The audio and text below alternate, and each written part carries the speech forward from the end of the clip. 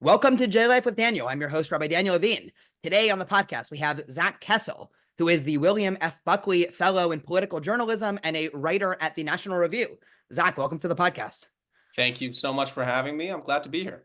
Yeah, well, so aside from you being the person to write the article for the National Review of me losing my position at UC Irvine a couple months ago, I looked at your Twitter, and on the top, pinned to the top, is a ongoing list of tallies of anti-Semitism in the West that happened since October 7th. And you've obviously been covering very closely, not specifically the Middle East-centric events that have happened post-October 7th, but really the Western focus, specifically in America, anti-Semitism. Walk us through that, talk through October 7th and the aftermath. Were you initially hired by the National Review to talk about anti-Semitism? Was it sort of thrown in your lap, or really take us back 10 months ago? Well, you and I talked about this briefly before we started recording, but when I joined National Review, I was not expecting to be focused on this issue as much as I have, right? I imagined that it would come up here and there the way that it had come up before October 7th here and there, right? Where you'd have, for instance, I went to Northwestern. When I was there, I wrote a few articles for, non-school publications, for outside publications about incidents like, say, Students for Justice in Palestine painting the "From the River to the Sea" slogan on campus. And that was something that by we, I mean, Jews who are in academia to some extent, were really concerned about. It was something that was sort of a five-alarm fire, at least the way I remember reacting to it. I was on an anti-Semitism task force that a Jewish nonprofit put together a few years ago, focusing on campus anti-Semitism. And all of the examples that we were talking about, everything I can think of is really quaint seeming now. You said earlier that that'd be like a good day on one of these campuses, right? The sort of thing that we used to be upset about. And that's Yeah, I mean, absolutely I right. remember the Yeah. craziest day I think I had as an undergrad at UCLA in terms of anti-Semitism is just an average Tuesday now at UCI. And it's not because UCI is so bad, it's just because this past year is just, the proliferation of both the quantity of anti-Semitism, of course, who's perpetuating it, but also the quality. And by that, I mean, the types of things that are acceptable, right? Like From the River to the Sea was the worst thing I could have seen in undergrad. And Right. now that's Yeah. almost one of the tamer slogans Mhm. in the encampment. Right. I remember seeing, and then I promise I'll get to post October 7th, but I remember seeing someone I knew in high school during I think it was spring 2021 when there was a flare up. And someone I went to high school with posted on her Instagram, "Globalize the Intifada." And that was the first time I'd ever seen anyone post a slogan like that. I was aghast, obviously, because I understood what that meant, right? But that was new at that point. That was not something that was being shared widely. This was a particularly radical individual. So now October 7th, right? Um, late night October 6th, I guess, is when we first start seeing the reports out of Israel that Hamas had infiltrated and was attacking kibbutzim near the border. And also, of course, the Nova Music Festival. I remember thinking Israel's going to have a clock before people start coming down on it, right? Mm. I remember thinking, well, we're going to get the usual sort of rhetoric about occupation from the left side of the political spectrum. We'll get the usual criticism of Israel. I did not at all expect what started happening the next day. I think the first one, the first statement that student organizations put out was at Harvard, and the first round of statements from student organizations were not necessarily celebrating Hamas, but justifying the attack, right? Saying this is what it looks like when an oppressed people, revolts against, those who have enslaved them, or, things like that. Totally excusing the violence, but not necessarily saying, we identify with Hamas, that sort of thing. Mm. Over the next couple days, there were two other kinds of statements that were coming out. You would have sort of, I would say, one step further than the justification of the violence or blaming it on Israel, which is identifying Hamas as part of a broader left-wing paradigm, right? Saying that Hamas's struggle is similar to that of Black Lives Matter activists in the United States. That kind of rhetoric, the sort of intersectionality inspired, oppressions are connected, that sort of thing. That sort of rhetoric. And then the third type of statement was a step beyond that, which was student organizations like, for instance, the Middle Eastern and North African Student Association at Northwestern. Off the top of my head, that's one of the worst that I remember, which was that we wholeheartedly identify and support identify with and support the resistance movement, as they called it. Right? They were just coming out and saying this was actually good, not this is a necessary symptom of a situation that we don't like. Mm. Yeah, I mean, at UC Irvine, I remember I sort of went through a similar thought process because, of course, and I think we need to keep on pointing this out because it's so important, in the timeline, in terms of years from now when people are remembering, the anti-Israel proliferation began on campus before Israel struck back into Gaza. And Yeah, so, right, even before the rockets, right? Even before bombing, sure. much less a ground incursion, right? Yeah. And so Never, in yeah, my head, right, like being against the war, that's a policy question. Obviously it's entangled within general anti-Israel sentiment in general, but like in theory, October 12th, right? Let's just rewind the clock. I can see somebody making a strong argument saying, okay, maybe it's not a good idea for Israel to be baited into a ground invasion, but that's not what we saw on campus, right? We saw, I mean, at UCI, I remember seeing on Instagram on October 8th, a couple of the graduate student groups sharing images of parachuters, obviously mimicking the right. Hamas paragliding into the Nova Festival there. And so, I guess we'll extrapolate a little bit more to, wider progressive movements in a little bit, but you quite literally have been writing. I mean, I tried scrolling to the beginning of your articles on October 7th. It took a while. My computer wasn't refreshing that quickly. You've probably written about 200 to 300 articles in the past 10 months about anti-Semitism in the West. If you had to sort of, classify this, was this sort of a sleeping giant that was awoken on October 7th? Is this a new trend? Where do you think this is coming from? Well, I think that there always was this amount of anti-Semitism, but not the severity of it, right? And I also want to make a distinction. I don't know. I think it's impossible to know the exact ratio of people who are involved in these sort of the more radical aspects of the anti-Israel activism, right, and also the anti-Semitism here. How many of them are motivated by anti-Semitism per se? How many of them are motivated by anti-Americanism, anti-Westernism? And the Jews are sort of their way into that, right? They see Israel as, and there's a new organization that popped up at Columbia called Unity of Fields, which is sort of a broad activist coalition there. They were part of the list of groups that were behind what happened today, September 3rd, at Columbia on its first day of classes, where they vandalized the statue on campus. A couple people were arrested trying to break through barricades. They have said in statements that their project is not simply anti-Israel, it's not Palestinian liberation. It's bringing down the United States and the West entirely. Mm, And I think for a lot of activists, uh, America, the West are evil entities, and Israel is an extension of that in the Middle East. The thing is, that's impossible to entirely divorce from more traditional anti-Semitism. Because a lot of that and a lot of what anti-Semitism is conspiracy theory, right? And so this idea that the Jews in Israel and the, quote unquote Zionists, the way they like to say in the United States, have this outsized power as agents of the, of the Western world that the activists set hate so much.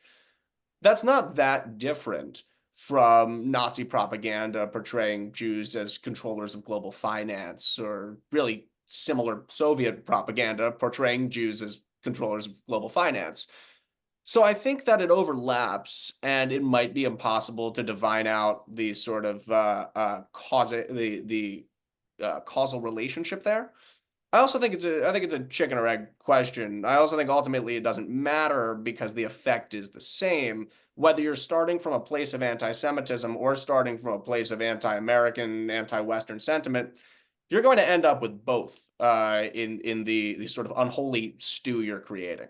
Yeah, I mean, the most shocking thing, and this is obviously not an original thought, I've said this on the podcast, plenty of, wise people have pointed this out, the sort of strange alliance between political progressives and Islamists, for lack of a better term, is so, from one perspective, it makes total sense, and another perspective, shocking, right?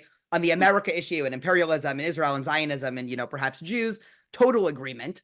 Mhm. On social issues, total disagreement. And, obviously in, more Jewish circles, we all, tweet and share on social media with sort of glee, these sort of videos where they come to a head, where, somebody waving an LGBTQ flag at a pro-Palestinian rally is asked to leave because they're offending the sensibilities of, the wider Muslim community. Right. But there's no signs that that's slowing down. And Mhm. so, is your diagnosis that the intersection really is either hatred of the West or anti-Semitism? It's like, we can disagree on everything, on abortion to gay marriage to, trans to, all the hot button issues. But we both agree that, America and by extension, Israel or vice versa, that needs to be destroyed. And so we'll pocket those other issues till later. I mean, is that your read? I think that's right, and I also think that brings into focus an interesting intellectual inconsistency of the contemporary capital L left, which is that, for decades the left was thought of as morally relativistic, right? That you can't judge cultures by the same standard, right? Make allowances for different ways of doing things, right? I mean, that was Edward Said, who is one of the intellectual forebears of a lot of the anti-Zionism we see now. His idea of Orientalism was in response to what he saw as people approaching, among other things, different cultures, different regions of the world through that sort of Western Protestantism derived moral lens. Then over the past 10 years, you started to get this sort of moral universalism based on race, really. Right? That these immutable characteristics defined a person morally, not just culturally or anything else like that. I think that what we're seeing now is that there's this picking and choosing of when to follow which worldview. Mm. Because I do think that there has to be a level of moral relativism in the protests, in that executing gay people, obviously they would think that's one of the worst things you could do if it happened in the West, but it's something Mm. to overlook if it occurs in the Muslim world.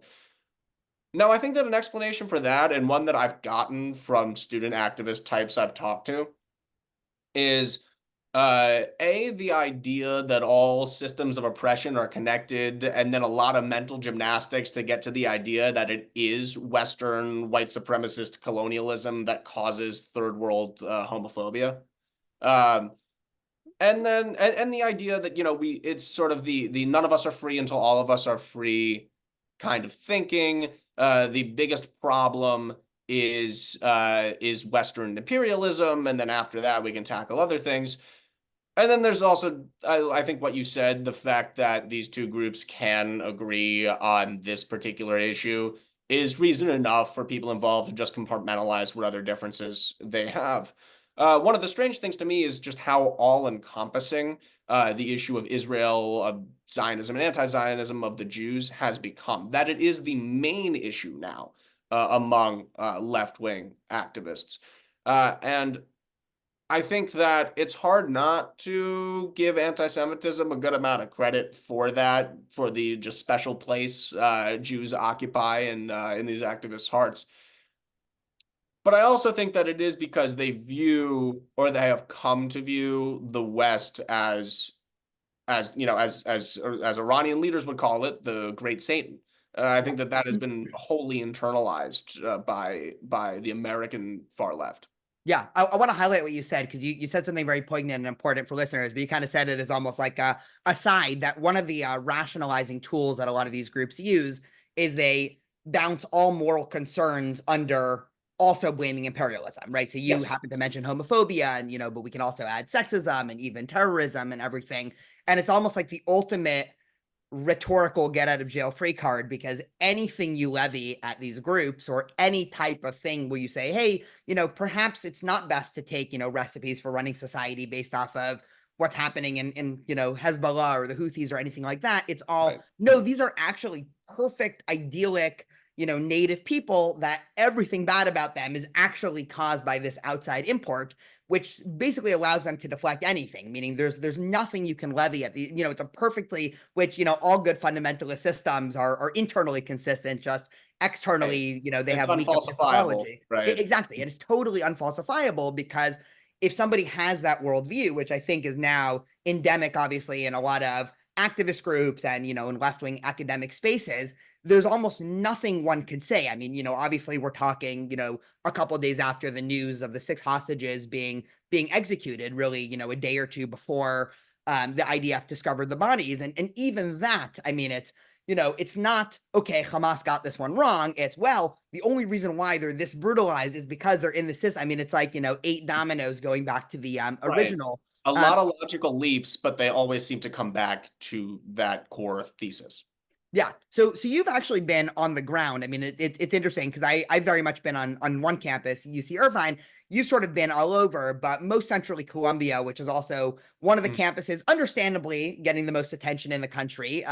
Probably because, obviously Columbia has a very rich history of Jews attending there. It also has a rich history of anti-Semitism. Obviously, New York City is sort of the Jewish city in the West. Talk to me about your experience talking to encampment people. Are they interested in talking to you? What is that process? Do you tell them that you're from a more conservative leaning publication? Do you tell them you're Jewish? What is that sort of conversation?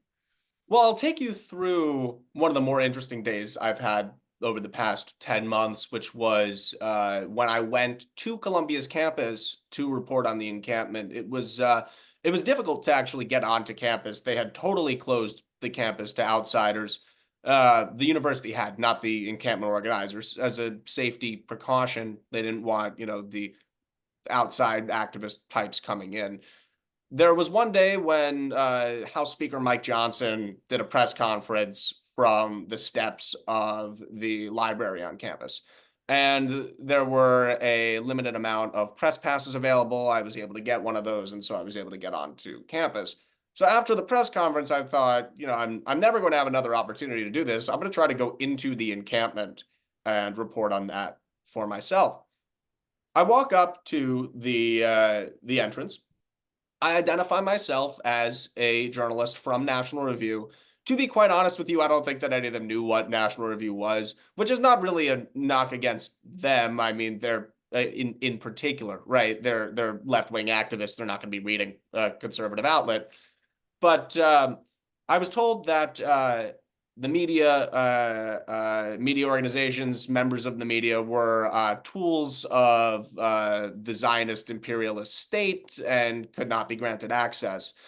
I tried to reason with the person who was telling me that, who, by the way, I later learned was Kaimani James, who was the Columbia student who appeared in a disciplinary hearing saying he wanted to kill Zionists, or that people were lucky that he wasn't going out killing Zionists, I think is more accurate to say. Well, if he's listening to this podcast on behalf of all of us, thank you for not going and killing us. Yes. Well, no, I actually do appreciate that. Kamadi James, thank you for not doing that. I also, you were face to face with a Zionist there. I'm glad it didn't go the other way. But so after a back and forth with him for a little bit, uh, and then him ultimately, ordering me to back away from the encampment, a group of Columbia faculty members came up. They were wearing these neon yellow vests, and they formed a human chain with their backs toward me to keep me away from the encampment. And I asked, the reason why I know they're faculty members is because I asked uh, one of the people forming the chain what authority she had to keep me out of the encampment. And she said, well, I'm a faculty member. That's the authority that I have to keep you out of the encampment. And I said, well, That's interesting because I understand that the encampment itself is against the university's policies. So, what gives you as a faculty member the authority to contravene those policies, or to enforce something that flies in the face of university policy? And she said that, well, this now belongs to the Columbia University Apartheid Divest Group. This is no longer the university's, right? This is that sort of ironically referential to occupation kind of rhetoric, Hmm. given what they oppose about Israel or claim to oppose. Uh, so that was my attempt to actually get in. Once I couldn't get in, I decided I'm going to walk around the perimeter. I'm going to observe what I can observe on the inside, and I'm going to talk to people as they exit the encampment or before they get on. Very few people wanted to talk. And that's not unique to my experience. That's the same for most people who have tried to go into these spaces and talk to people involved. There was, I believe it was Michael Powell wrote something for The Atlantic about how everything was highly choreographed when he was Hmm. allowed to actually enter it. There Yeah, was yeah. only one person who was authorized to talk to him, right? Sort of a media liaison. And they just really, really, really did not want people talking to the press. Now, of course, that's because they're worried that someone who isn't media trained is going to say the quiet part out loud and, blow their cover. Yeah, or even just sound like an idiot. I mean, Right. that is But we've that seen is the so many ultimate. people who have. Yeah. Exactly. Yeah. But right, so a lot of the people I talked to couldn't actually describe what they were there protesting. Which I'm not shocked by, but I think the biggest takeaway that I got from that day was that there were, let's call it three different circles of people involved in the organization of the encampment or the occupation of the lawn or anything that was going on at that space. The first, the innermost circle, that's the people who organized it. They're the people who are part of these organizations talking about how they want to bring down the West. And that is what they want to do, right? The people in that innermost circle are, Marxist revolutionaries, radical Islamists, or just hardcore anti-Semites. Uh, Sometimes all three. And they're ideologically committed. They're high information. It may not be good information, but they're high information. And they are truly radical. The second circle is larger than that innermost one, and that's people who are generally oriented toward left-wing activism, right? They're what Ben Shapiro used to call social justice warriors like 10 years ago.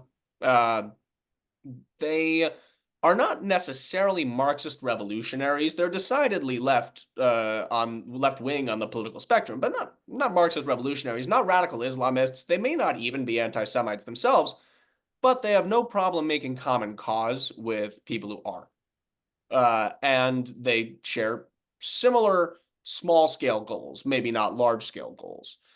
The third group is by far the largest, at least based on what I was able to gather from people I had spoken to. Those are people who are vaguely activism oriented, but not because of any sort of ideological commitment. It's more because there's a social currency to that, right? All of their friends are involved in protest and activism. And so they're involved because it's the good thing to do. It's the right thing to do in their minds to be an activist.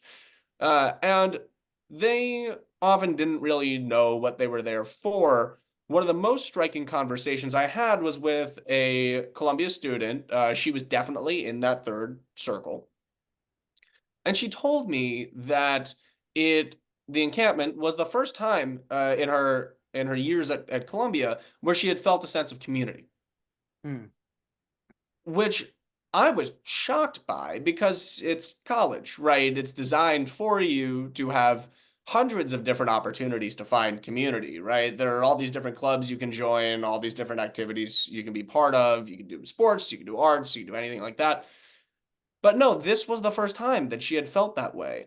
And I think that's a big part of it too for people who aren't necessarily the most ideologically committed, Yeah. right? This is something to be part of that has meaning. Now, there was a very, very interesting episode there before I left where I noticed there was a Muslim call to prayer, and there were Muslim students in the encampments praying, and then you had these girls who, Maybe they're Muslim. They didn't, by the way that they looked, I doubt it.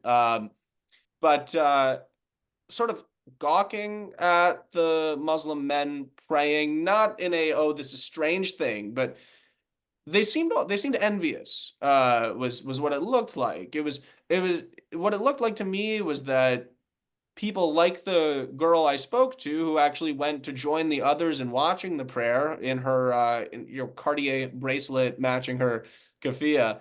Uh, they saw people who believed in something and they liked that, and that thing that those people believed in was not tainted by Western imperialism like Judaism or Christianity would be, right? I think that along those lines, right, Islam is a religion that doesn't have the negative connotations that others would.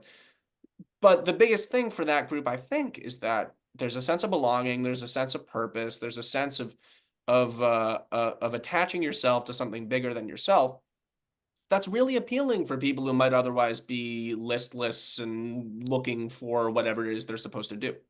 Yeah, yeah. I want to say a couple of things. One that totally jives with my experience. Actually, I was a scholar in residence a couple of weeks ago at a local synagogue, and I said something that some people didn't seem to appreciate. But I said, if I was 19 and some encampment popped up for some foreign issue that I didn't really understand, but it was music and people hanging out, and it looked like a party. I of course would be there. Very little questions asked, and so I very much identified with potentially I could have been in that third category if I was in college and the right, intersection of things happen. I would hope at some point I would begin to question my beliefs, but again, it looked like a lot of fun, and Yeah, again that isn't discounting any of the harm that it caused Jewish students, of course. The other thing is that this diagnosis, this sort of psychological, emotional, whatever diagnosis of this third group, I don't think lets them off the hook. I mean, there's a fascinating memoirs right. of Mhm. many young men who actually joined, Nazi militias, Yes. in Mhm. places like Poland, who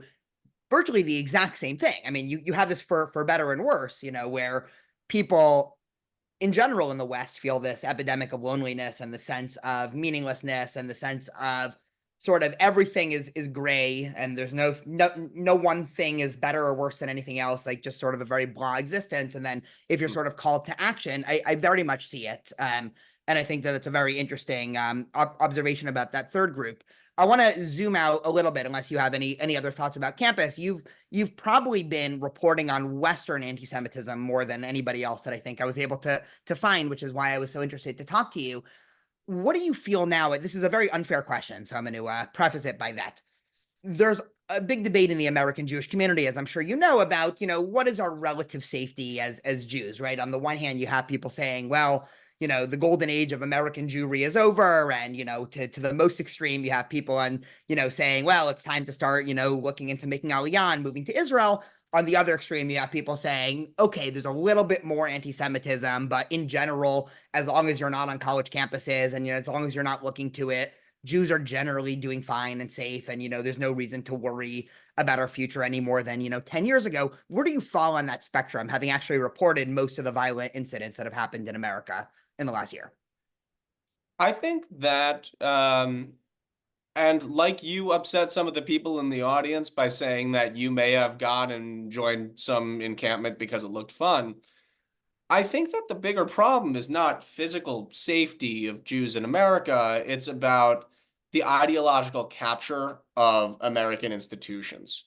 Now, I think that a lot of what is thought of as just normal discourse, normal rhetoric, normal ideas, things that are totally acceptable within the bounds of polite conversation, or just in the American bloodstream, a lot of that comes from signaling from on high. And if you have media outlets like, let's say the Washington Post, which I think has been of the mainstream media, the worst in covering Israel. Or you have university leadership that is either somewhat in agreement with the protesters or afraid of them and won't do anything to oppose them. That sets the tone that this is closer to the mainstream than it actually is. Mm. And I'm not worried about the safety of Jews right now, right, so odds are, of course, there's been an uptick in violence. And so I don't mean to discount that. What I do mean to say is that if you are Jewish and walking down the street, odds are you'll be fine. But what might have been a, 0.5% chance that something could happen, maybe it's now like a 3% chance that something could happen. That's a big problem. And it's a big problem because you have these sorts of ideas, because of social media, can just spread like wildfire, right? I mean, we saw with the Black Lives Matter movement how that caught on via Instagram, really, for the most part. That was during the summer of 2020. That was really the means by which that spread among young people.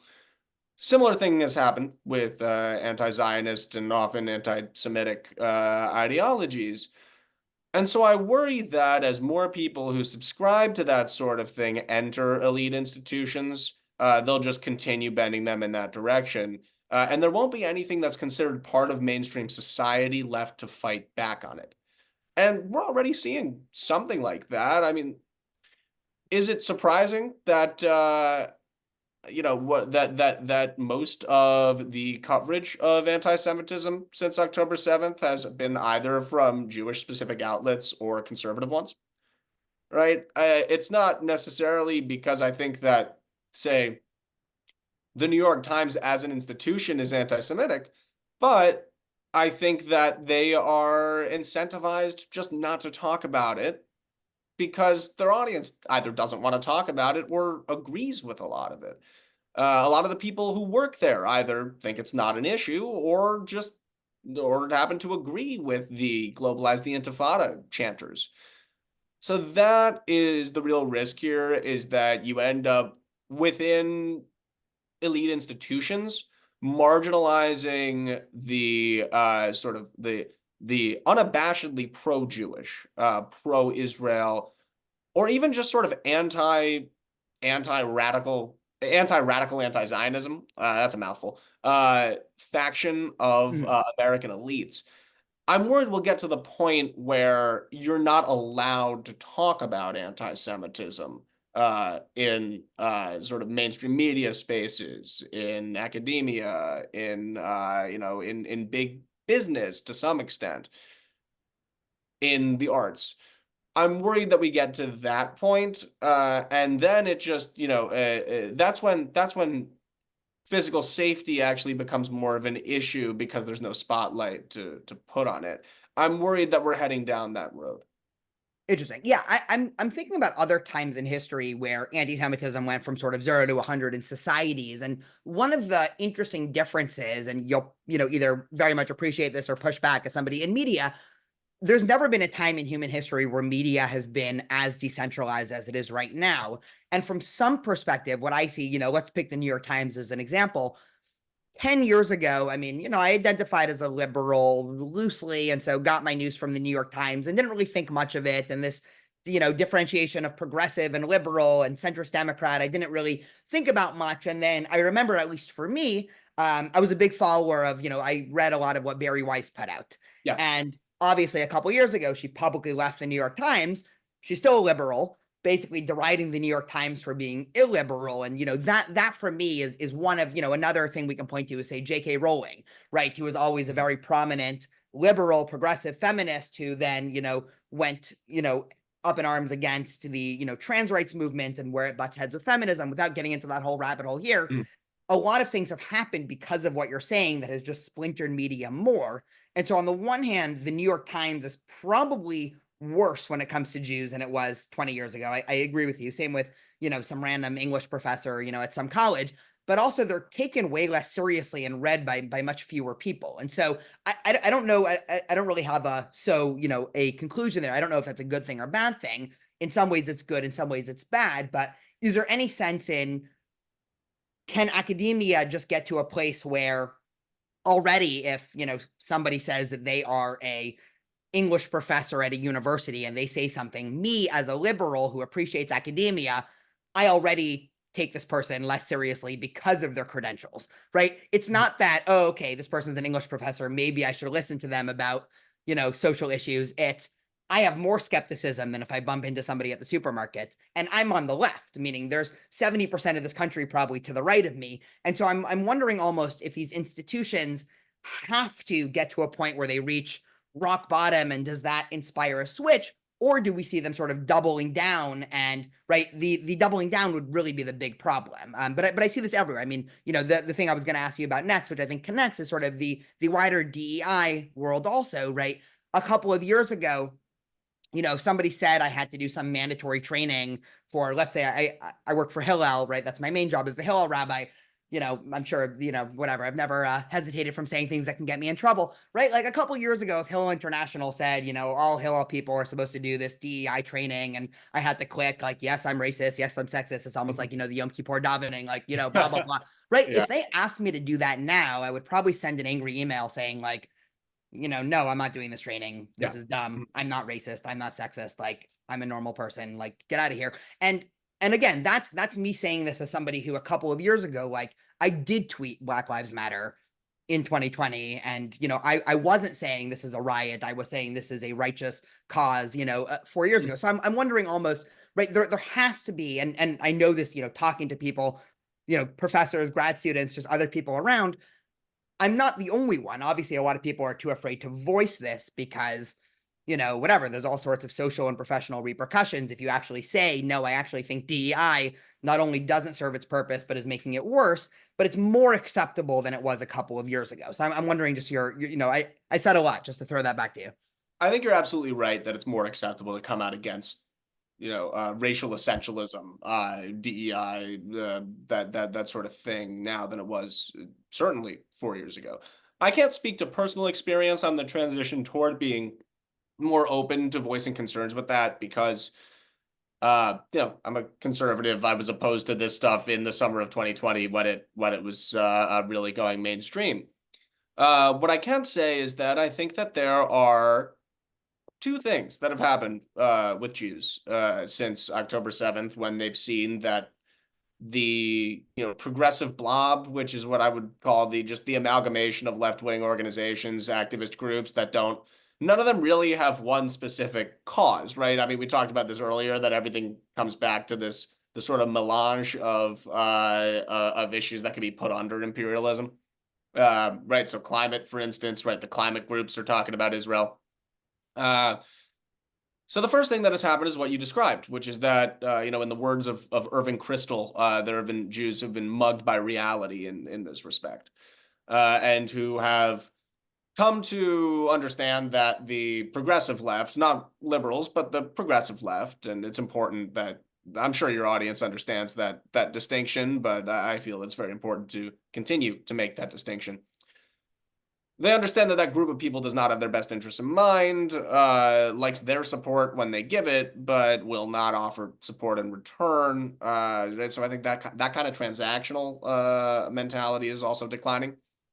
And there's this understanding that DEI, which under its premise holds that Jews are white oppressors, the bad guys in the DEI schema, that's bad for the Jews.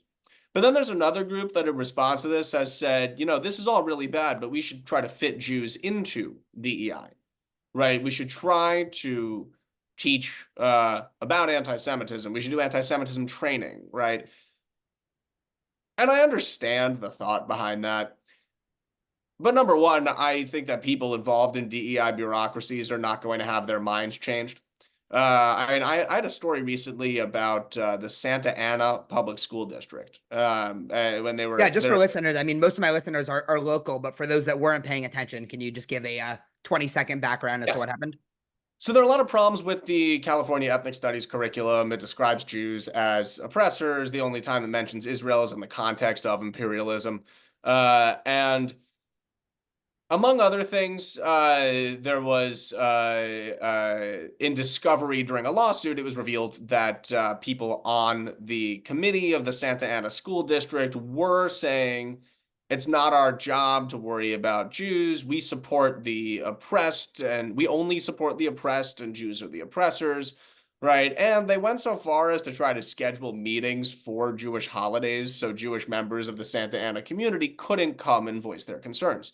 Those people are not going to be amenable to adding Jews to the DEI bureaucracy. That's not happening. It'd be nice if maybe it would. I don't know. I mean, I oppose DEI wholesale, but for people who don't, I understand the thought of wanting to add Jews to it. It's not happening. Uh, and then the other thing is that it just seeks to it would serve to just entrench this ideology even further if we get Jews to try to put themselves into it. It would be a half-hearted measure if it ever got done, and I think that that's a worrying prospect. That while we have a lot of Jews who have sort of woken up to the reality of racial essentialism on the left, I think we have others who just want that kind of protection that DEI seems to offer. I think that would go the same way as a lot of Holocaust education, which is to say that it doesn't help at all. No. I think that in two ways, the way we talk about the Holocaust has gone off the rails or was ill-conceived to begin with. Um, First is that when you're talking about Jews solely as victims, that's just what they are, Yep. right? You're not gonna cure anti-Semitism by asking people to be nice to you. That's not how that happens, by asking people to feel bad for you. Number two is that often what Holocaust education gets into, and this is the case for the Democratic Party's nominee for vice president. He talked about the way he taught Holocaust and genocide studies in a high school. The Holocaust gets talked about as part of this just broader swath of atrocities across human history. It's like the Museum of Tolerance in Los Angeles, right? That's Los Angeles's Holocaust museum to the extent that it has one. But it's really a museum about being nice to people. Yeah. Yeah. Same with DC also. I mean, it's Yeah. always shocking. I Oh, mean, I agree with you. Yeah. one of these days someone has to do an analysis of different Holocaust museums around the world because it is stunning. I mean, as you're saying, it sort of universalizes it. It also is very convenient because it makes it seem like anti-Semitism is solely a far right phenomenon, which I Yes. mean, of course it is, but it's very easy for a progressive to talk about the Holocaust, bemoan it, and then say why Candace Owens is so bad, and then move on with their normally scheduled anti-Semitism. And Right. and so I totally agree with you about the Holocaust and education there. For years, one of my hotter takes, it's not even such a hot take anymore, is that the Jewish community externally focuses too much on the Holocaust. Now I think more people would agree with me than they did when I said that a couple years Yeah. ago. I think also what you're saying with DEI, just to just move us along a little bit, in some way, I think the progressive ideology, even internally, is sort of breaking down a little bit. And so I do think more Jews are starting to see the light. I mean, even just, writing down a couple of things, right? The idea of believe all women, or the idea Yeah. that different minority groups get to define what constitutes hate against them, right? All Hmm. of these things, the idea that, Yeah. Trump calling COVID the China virus, Yeah. is racist, right? Like all of these things are very clearly, you know, broken or paradoxical Yeah. or whatever in the worldview there. So you have to imagine at some point this just breaks under just the lack of any real coherence. I mean, obviously Yeah. it can double down, but a lot of from some perspective, a lot of what progressivism sought to do, again, we can debate about whether or not hashtag believe all women is a good or bad idea. I'm sure you can have an interesting discussion there, but under the guise of this being a good idea, right, it's clear that, right now the progressive movement has moved beyond that. I mean, even the flip flop about free speech, right, as both people that I guess are very familiar with campuses, free speech on campus used to be a right wing issue a couple Hmm. of years ago, right? This was, the Ben When I was Shapiro. on campus, it was a right wing. And right, I graduated from college a year and a half ago. At the time I graduated, the free speech arguments were the provenance of the right. Uh, Exactly, right? I It would was not have people like, imagined this. yeah, no, it was Ben Shapiro. I remember when I was at UCLA, or it was Dennis Prager or Milo Yiannopoulos at one time came to Cal State Fullerton, right? Whatever. These, Mhm. right wing, and they sort of did it, Provocateurs. They yeah, they were provocateurs. yeah. They also did it kind of as stunts, right? It's very probably very nice for someone like Dennis Prager to come to campus and then get a nice video of all the people that are trying Yeah. to get him picked off.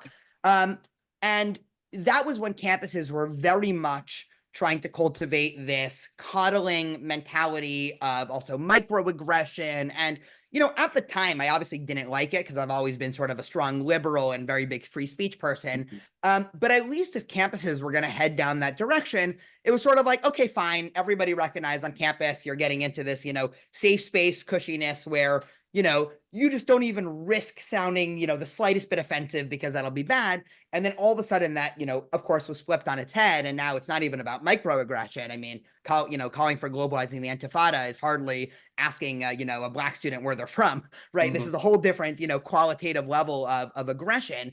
And all of a sudden it's campuses saying, well, this is really a free speech issue and we don't want to impinge, on the left-wing group saying, yeah, this is free speech. I'm actually upset. Not that I morally would have thought this is a good idea, but I actually think the right and activists on the right really lost out on a right. I mean, imagine if right-wing activists started having encampments pop up on campuses across the country calling for the abolishment of DEI or Yeah. things like that. And just, also plopping in Uh-huh. the middle of campus and getting local college Republican groups. Again, I would not have stood for that. I would have thought it's bad, but I think they actually missed a real opportunity there to show the left's double standard in terms of, okay, you're not actually, right? The campus is not actually pro free speech. If it happens to any other group, it's just you don't actually see Jews as a group in need of protection here. Right. I think that's right. I also think that there's a reality here where, and I'm not going to ascribe this to the administrators who 10 years ago started worrying about microaggressions, because I think that they were really caught off guard by a new strain of progressivism among students. Uh, but I think that, the inconsistencies you point out with believe all women, with the idea of language is violent, that sort of thing. I think that what the past 10 months demonstrate is that none of that's real. That those are tools for the overall project, which is the seizure of American institutions, to turn them against, right, what we keep coming back to, which is the West, which is America, which is what is really at the core of the issues that the progressive activist class cares about.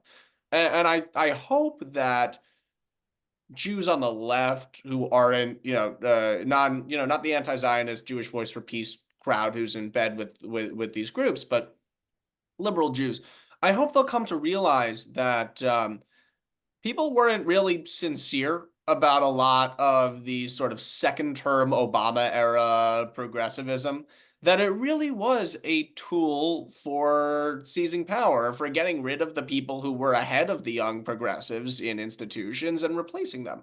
And I think that that really is the case for a lot of this. Now, there's something else that I wanted to get to, which is the idea of words as violence. Now, this was something that was everywhere in academia, on the progressive left, that rhetoric could be violent, that speech could be violent, right? That it could actually cause physical harm to someone who doesn't like it. I think it's one of the only intellectually consistent aspects of the activist left is, and no one on the left, to my knowledge, has actually explained this, at least not to me. This is just something that I've noticed. If speech is violence, violence is an appropriate response to speech, right? That's where this logically gets you. If there is a storefront that has a hostage poster in its window, like Goldie's in Philadelphia, uh, and that is an expression of violent speech as the activist left would see it, then it is only right to take a crowbar to the window of that restaurant, right? That is a violent response to violence. So I think that there's a strain of that thinking here too, which is we've moved the window of what is considered violent so far that, if speech is violence, then it's fair game to actually get violent.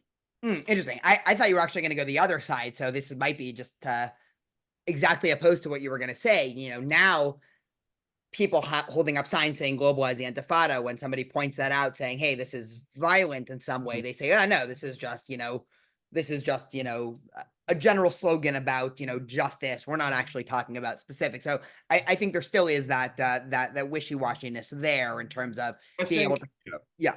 I think what we're getting to is that none of the actual ideas really mean anything, and nobody actually believes anything other than what their enemy is and the best way to bring down their enemy. I think that is ultimately what it comes down to. Yeah. And And I one of think the that last a lot places of this stuff is window dressing. no, exactly. One of the last places I wanted to get, and I think it follows nicely. I mean, this is all well and nice when we're talking about activists, right? Mhm. Yes. But professors should know better. Now, Oh, obviously, yes, of they've course they been should. Yeah. Mhm. inculcated within an ideological system. But I mean, obviously, Columbia is a private school, but I'm thinking from a public school perspective, if you're a tenured professor at a public university, you Mhm. are quite literally being paid by taxpayer money Mhm. to sit around and come up with good ideas for our society. How those people end up having the highest rates of insane ideas should Yeah. just be, I mean, that should be the biggest red flag. I mean, all societies in history, and I'm saying this, as a rabbi and somebody who deeply appreciates, the quote unquote, ivory towerness, right? All Mhm. good societies need the sort of ivory tower. Obviously, it shouldn't be so distinct from the people. But again, Judaism has their version. We had rabbis in yeshivot that were sitting there studying text for hours so they can help guide the people. And, Mhm. obviously rabbis, messed up many times in history, but generally the good ideas in Judaism were, again, coming from the people who the rest of Right. the community supported to sit around. And in modern academia, it's just the exact opposite. And so, you've obviously, a lot of the articles that you were writing are covering professors. I noticed your one of your recent ones from last week that I was going to ask you about is the former president of UPenn, who infamously was the "it depends on context" lady. Yeah. When asked if saying Jews should be all killed constitutes, hate speech. She was Mhm. now hired by Harvard to be a visiting professor. I mean, but this only is representative. I mean, what do you think is happening within academia, within professors? I don't know if you want to comment on that specific Mhm. case in general, but you've obviously written a lot of articles specifically about the insanity of professors. Yes. Um, well, I think that a lot of it is exactly what you talk about. It's insanity. Right. It's being sort of, so high on your own supply that you fail to actually divine out what is moral versus immoral. Now the other thing here is that I think that I think that for the idea that I'm going to throw out there, I think that Claudine Gay is a great example because she was not really a scholar, right? Her scholarly output was minimal and most of it was ripped off from other people. But what she was part of the DEI bureaucracy, and that's not to say that it's because of her race, it's just because of her CV. She came up through the system of higher education, a product of higher education administration. Right? She was a dean at Harvard before becoming the president. She wasn't, some notable figure to serve as president the way that these elite universities used to have, right? Like when Eisenhower was president of Columbia. I don't think that she is an anti-Semite herself. What I think she is, and I'm a little bit wary to use this term just because this opens us up to another debate about whether Hannah Arendt was right. But she exemplifies the idea of the banality of evil in that she is somebody in an office just kind of making administrative decisions and is emotionally detached from what the actual consequences are.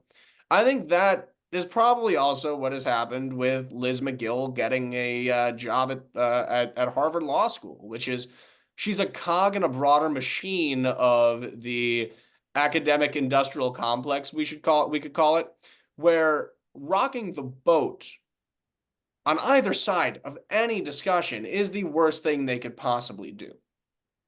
I think that when you see university presidents having made political statements in years past, it's often those statements are often derided, like Black Lives Matter, for instance. They're often derided by both left and right. Because for the left, they're not revolutionary. They're not trying to tear anything down. For the right, they're capitulating to these crazy radicals. They're often very milquetoast and just sort of point in the direction of left wing activism. I think that is part of the reason why a lot of administrators have failed to actually exhibit any moral responsibility here. Number one, that's not in their blood. That's not who they are. That's not why they're there. They're there to make cushy salaries, and that's basically it. Number two, the incentives are all stacked against them to actually, have spines. Yeah, no, I mean, I've been screaming this since October 7th that, Hmm. you know, if somebody would have explained to somebody that had never heard of a university before what the ideal purpose of it is, they would have expected the most nuanced conversations to come out of those institutions by the people who run it. And Mhm. and you've just seen the opposite. So I very much appreciate that. For listeners that didn't get your reference, we can give some homework and read Eichmann in Jerusalem. We've been talking for a while now. I want to know, is there any other big picture issue or small picture issue that people should be thinking about, reading about? Obviously, if anybody wants to follow you, I do highly recommend following you. As I said to you before this, but just to highlight for listeners, Zach publishes between 1 and 3 articles a day. I don't know how you write 3 articles in a day, but it's very impressive in terms of the output. But really, you have your finger on the pulse of what's happening, nationally in terms of anti-Semitism, really better than anybody that I can think of. But any other final thoughts or points you want to make?